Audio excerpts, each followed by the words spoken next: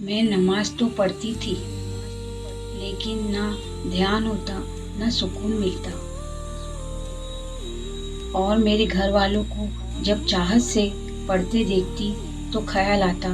کہ عبادت اور نماز تو ان کی ہے، میں جو بے دھیانی کے سجدے کرتی ہوں اللہ کو پسند آئیں گے۔ پھر ایک دن میں نے بہت اچھی بات پڑھی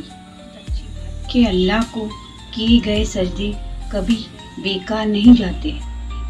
اور تمہاری بے دھیانی کے باوجود پڑھے جانے والی نماز کا تو ثواب ان سے بھی زیادہ ہے جن سے تم نے خود کا مقابلہ کیا۔